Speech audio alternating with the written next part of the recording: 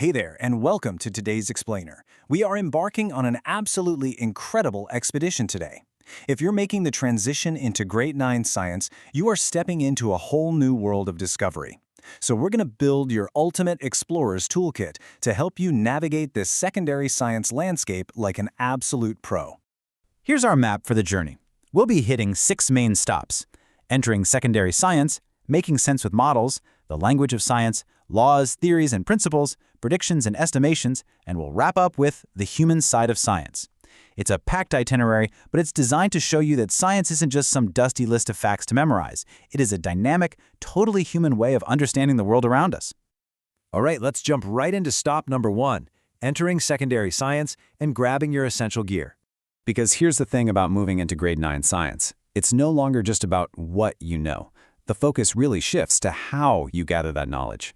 And these two tools perfectly illustrate your new mindset. You've got the magnifying glass for careful observation, literally training your brain to spot those tiny patterns you'd normally walk right past. And then you have the compass. This gives your exploration direction. You aren't just wandering around aimlessly. You're asking the right questions and exploring with real intent.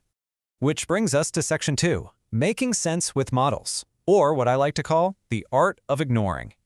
So why ignore things? Well, the real world is incredibly complex. To make sense of it, we build scientific models, and those always start with a super specific question. Imagine you're watching a tense cricket match. The batter takes a swing, smack. You're wondering, based on that hit, is that ball going to cross the boundary for a 6? Will it clear the rope?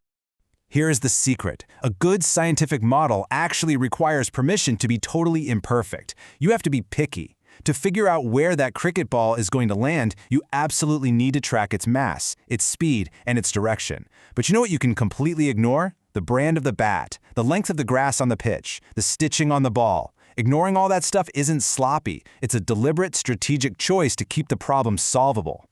And this isn't just a neat trick for sports. It's literally how groundbreaking physics is done. Take the legendary physicist Meghnad Saw. When he was studying massive, mind-bogglingly complex stars, he didn't try to model every single atom or reaction. No way! He simplified it. He treated the entire star as just a giant ball of hot gas. By deliberately ignoring the micro details, he was able to zero in on temperature and pressure, and actually figured out how a star's color is directly linked to how hot it is. Pretty amazing, right? Moving right along to section 3, the language of science. This is where we see math not as a roadblock, but as a completely shared, universal language. It's honestly fascinating when you think about it. Scientists all over the planet use these exact, unambiguous symbols. Whether you are in Tokyo, Nairobi, or London, m is mass, v is velocity, f is force, and I is electric current. It's a universal code. This shared language means scientists can collaborate, compare results, and build on each other's ideas instantly, without ever getting lost in translation. But you have to use the exact right units in this language, and sometimes that is literally a matter of life and death. Check out this terrifying real-world example. A passenger plane once completely ran out of fuel mid-flight. Why? Because the ground crew miscalculated. The plane needed 22,300 kilograms of fuel, but they loaded 22,300 pounds instead. Pounds and kilograms are vastly different, so the plane was thousands of liters short. It managed a miraculous emergency landing, but wow, it proves exactly why international standards are an absolute must. And these standard symbols, they have some pretty cool backstories. Take the letter C, the symbol for the speed of light. You might think it stands for constant, but it actually comes from the Latin word celeritas, which means speed.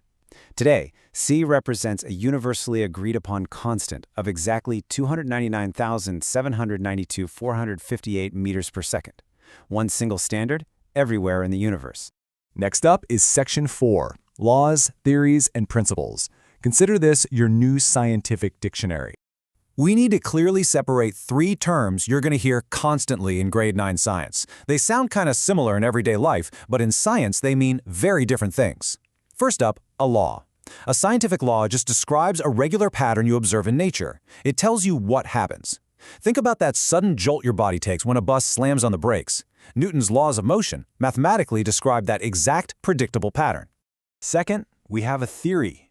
Now listen closely to this one, because in science, a theory is not just a random guess or a hunch, not even close. A theory is a heavily tested explanation of why those patterns occur. It's built on a massive mountain of evidence gathered over years and years, like atomic theory explaining how molecules form. And the best part? Theories are always open to improvement as we discover new evidence.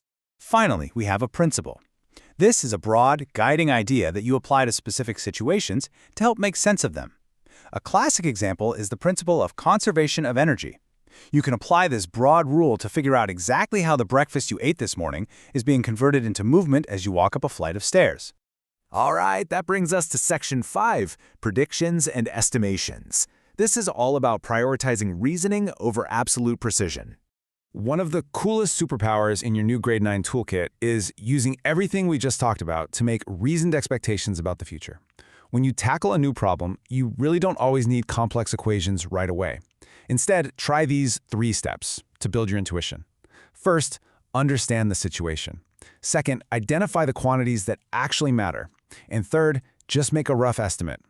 This lets you do a quick reality check to see if an answer is even scientifically reasonable before you dive into the hard math. For example, if someone asks you to estimate a family's food supply for an entire month, you definitely don't need a calculator to know that 100 grams of rice is way too little, and a few tons of rice is completely absurd. Finding that reasonable middle ground proves that rough estimation is a super practical skill. Sometimes careful reasoning is way more valuable than overly precise calculation. We can even use these estimation and reasoning tools to bust those viral myths you see on social media. I'm sure you've seen claims online asking, is eating food during a solar eclipse actually harmful? Well, let's grab our toolkit and think about it. An eclipse is, at the end of the day, just a play of shadows. So your scientific reasoning should prompt you to ask, is there a measurable physical change happening here? Does the temperature suddenly drop enough to instantly spoil food? No, of course not. Without a clear physical, chemical, or biological mechanism, food just doesn't magically become harmful simply because a shadow falls on it. Boom, myth busted.